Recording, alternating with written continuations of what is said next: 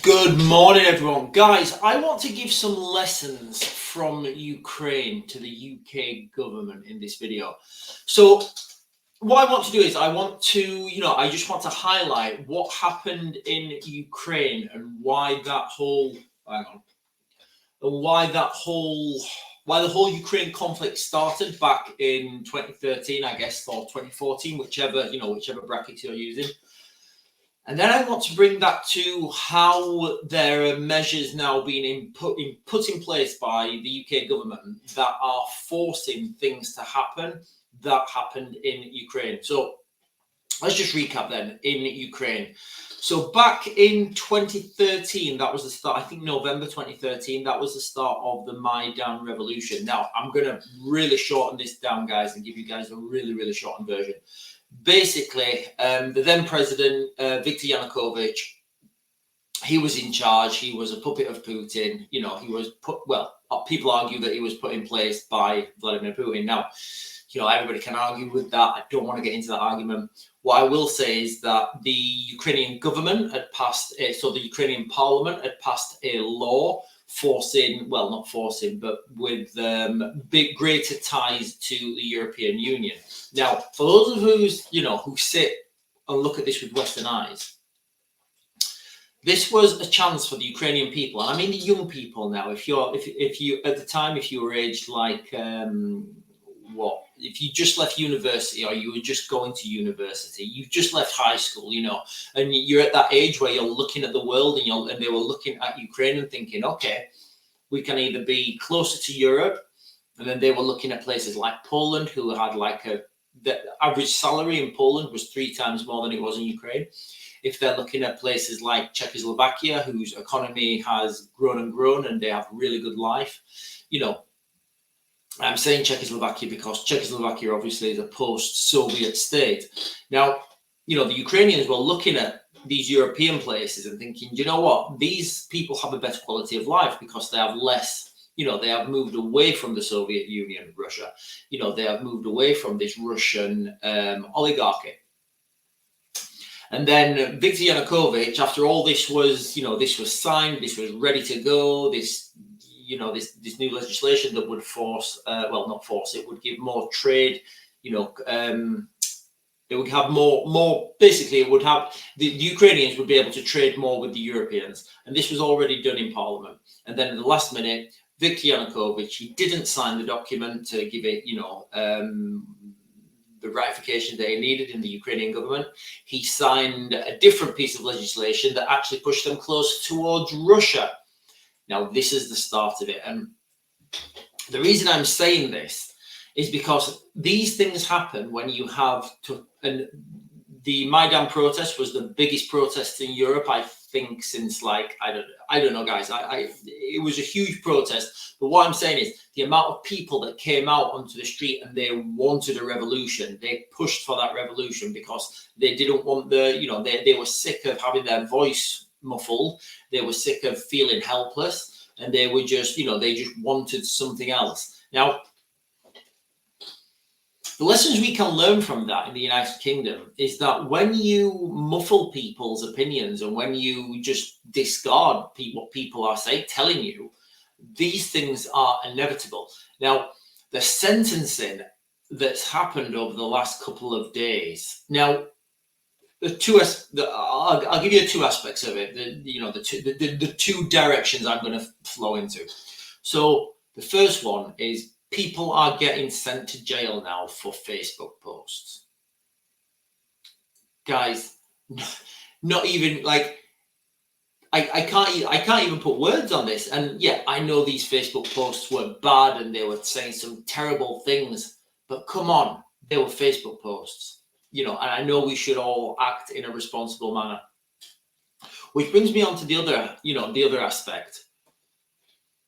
Manchester Airport, there was a gentleman who attacked several police officers.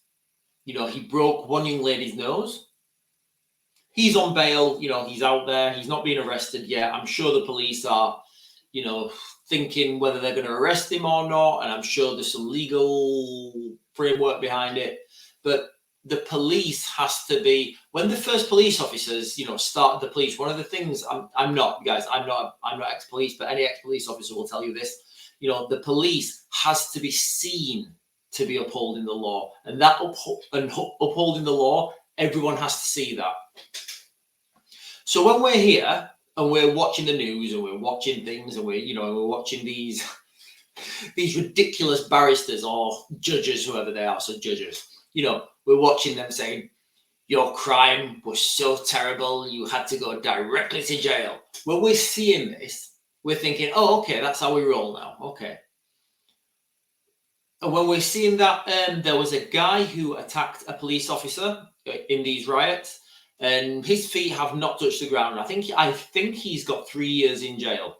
Absolutely fair enough, guys. You know, guys, I think we should have a strong police force. I think we should have strong, robust laws. I think we should have more stronger laws, and I think we should have, you know, I think the police should have more powers and more authority, and I think those authorities should be enforced.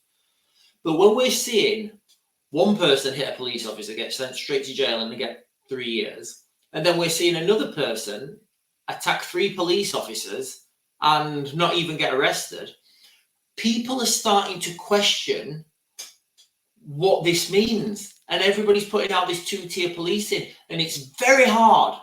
It's very hard not to see that argument for 2-tier policing when you have literally got two incidents, one worse than the other, in the context that the gentleman in Manchester Airport hit, as I understand it, he hit 3 police officers and broke one lady's nose. That happened. There's no disputing that, guys, all right? That happened. The footage is out and it's there. That guy is still able to walk around. He's not been arrested as the time of making this video. You know, I certainly don't know if he's been arrested. I don't know if there's plans to get him arrested, but that's the reality. He's out, he's free, he's allowed to walk around free with his family, whatever. And then there's the other guy who was in the riot. And again, you've got to contextualize these things. You've got to context that there is a difference in the context there, guys. All right. So, but I'm not going into that. And you've got the other guy who hit the police officer, and he's been jailed within what, less than a week or 3 years. So how is the legal system working here, and how does this appear to be fair?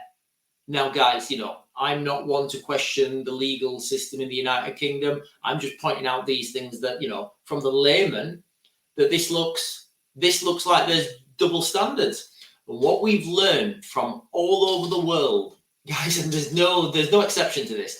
There is no exception. There is no exception in the context that when you stifle whole swathes of a country, it never ends well for the government. Now, there's got to be people in, well, I mean, we've got David Lammy as Home Secretary. I mean, you'd think that there's people in government who understand and can look at history and say, right, okay, this has never ended well for a government. Yeah, let's do it. You would think there's people in government that know this. Guys, I'm just worried that this may all be, you know, part of a bigger plan to, you know, to get people, you know, to make things even worse. I don't know, guys. Let me know what you think. But history tells us that this never ends well for a government when they treat people like this, when they have dual standards, because people get corralled, people get pressurized.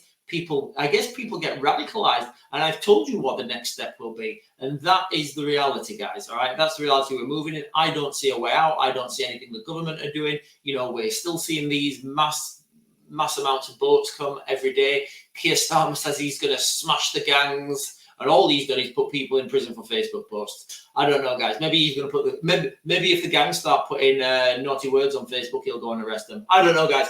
Tell me what you guys think in the comments below. And guys, don't forget to like and share this and our other platforms. Really helps me out when you do that. Guys, I'm going to mag to grid, and I'll see you guys later.